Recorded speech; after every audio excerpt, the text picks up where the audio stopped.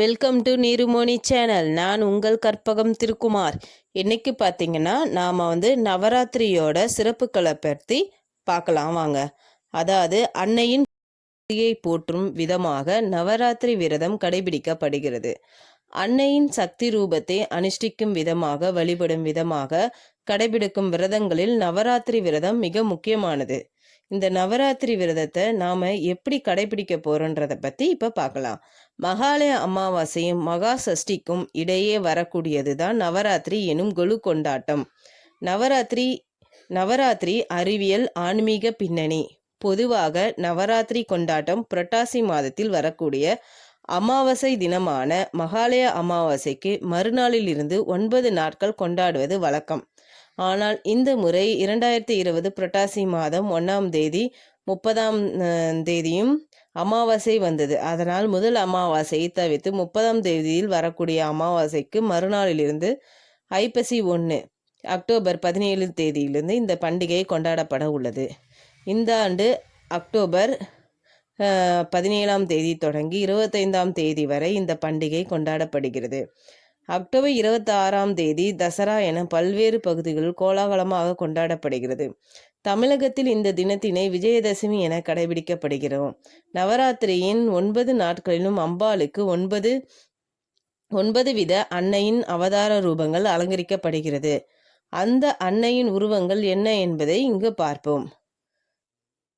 முதல் நாளில் அன்னை மகேஸ்வரி ரூபமாகவும், 2ஆம் நாளன்று கௌமாரி ரூபம், 3ஆம் நாள் வராகி அம்மன் ரூபம், 4ஆம் நாள் மகாலட்சுமி தோற்றம், 5ஆம் நாளில் வைஷ்ணவி ரூபம், 6ஆம் நாள் இந்திராணியாக காட்சி தருவாள், 7ஆம் நாளில் சரஸ்வதியாக அருள்வாள், 8ஆம் நாளில் நரசிம்ம அவதாரமும், 9ஆம் நாளில் சாமுண்டியாக தோற்றமும் கொண்டு கொலுவில் அமர்ந்து நமக்கு பலன்களை தருவாள்.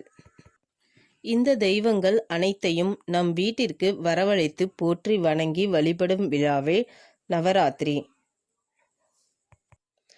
ஒவ்வொரு வருடமும் மொத்தமாக 4 நவராத்திரிகள் வருகின்றன. பங்குனியில் லலிதா நவராத்திரியும், மாசியில் ராஜமாதாங்கி நவராத்திரியும், ஆடியில் மகா வராகி நவராத்திரியும், புரட்டாசியில் பார்த்தபரத நவராத்திரி அல்லது சாரதா நவராத்திரி என்று அழைக்கப்படுகிறது. இதில் இறுதியாய் கூறிய சாரதா நவராத்திரியே சிறப்பாக கொண்டாடப்படுகிறது. புரட்டாசியில் வரும் மகாலயபட்ச அமாவாசை அடுத்த நாளாகிய பிரதமை திதியிலிருந்து துவங்கி நவமி வரையிலாக 9 நாட்களும் பல்வேறு ரூபங்களில் அம்பிகை நமக்கு அருள்பாலிக்கின்றாள். முதல் 3 நாட்கள் துர்க்கையாகவும், அடுத்த 3 நாட்கள் மகாலட்சுமியாகவும், இறுதி 3 நாட்கள் சரஸ்வதியாகவும் நம்மை காத்து ரட்சிக்கிறாள் தேவி. முதல் நாளில் அன்னையை மகேஸ்வரியாக காட்சி கொடுக்கிறாள். இன்றைய தினம் அவளை மல்லிகை வில்வம் கொண்டு அலங்கரிக்க வேண்டும். வெண்பொங்கல் நைவேத்தியம் செய்து தோடி ராக பாடல்களை பாடலாம். 2ஆம் நாளன்று கௌமாரி ரூபத்தில் இருப்பவளுக்கு முல்லை துளசியால் அலங்காரம் செய்து புளியோதரை நெய்வேதனம் பண்ண வேண்டும். இன்றைய தினம் கல்யாணி ராகமே அவளுக்கு சிறந்தது. 3ஆம் நாள் வராகி ஆகிறாள். அன்னை செண்பகமும் மற்றும் சம்மங்கிகள் இவளுக்கு உகந்தவை. சர்க்கரை பொங்கல் படைத்து காம்போதிக ராகம் பாட வேண்டும். 4ஆம் நாள் மகாலட்சுமியாக காட்சியளிக்கிறாள் தேவி. மல்லிகை பூக்களால் அலங்காரம் செய்து அன்னம் நைவேத்தியம் பண்ண வேண்டும். இவளுக்கு உகந்தது பைரவி ராகம். 5ஆம் நாளில் வைஷ்ணவி ஆகிறாள் அம்பிகை. முல்லைப்பூ அலங்காரமும் தயிர் சாதமும் இவளுக்கு ஏற்றவை.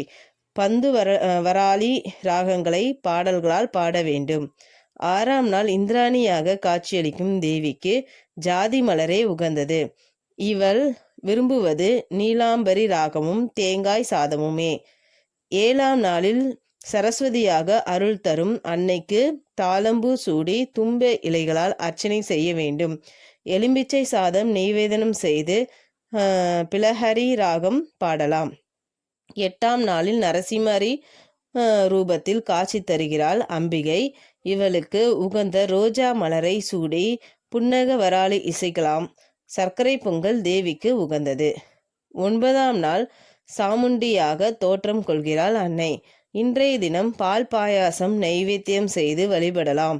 தாமரை மலர்களால் அலங்கரித்து வசந்த ராகம் இசைக்கலாம்.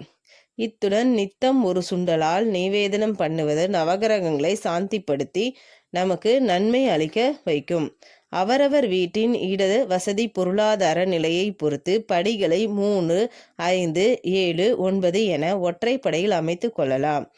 இந்த நாட்களில் சுமங்கலி பெண்களை வீட்டிற்கு அழைத்து அவர்களை அம்பிகையாக பாவித்து மஞ்சள் குங்குமம் தாம்பூலம் வழங்கி வணங்கிட வேண்டும். 9 நாளும் விரதமிருந்து வழிபடுவது விசேஷம். இன்றைய தினங்களில் இரவு ஒருவேளை மட்டுமே உணவு உண்ண வேண்டும்.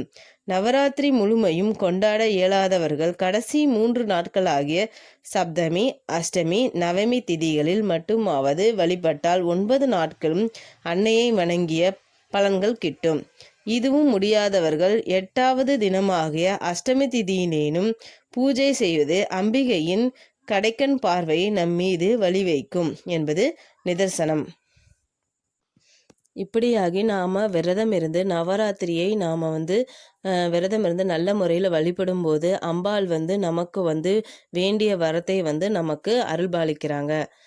இதை பாருங்கள். இப்போ நாம் நவகொலுக்குள்ள என்னென்ன வச்சுருக்கோன்னு சொல்லிட்டுன்னு பார்த்துருக்கோம். அது விவரங்களையும் பார்த்தோம். இவங்க ஆண்டாள் ஃபுல் செட்டு. இனி நம்ம எப்படிலாம் அலங்கரிச்சிருக்கிறாங்கன்றதையும் பார்த்துருக்கோம்.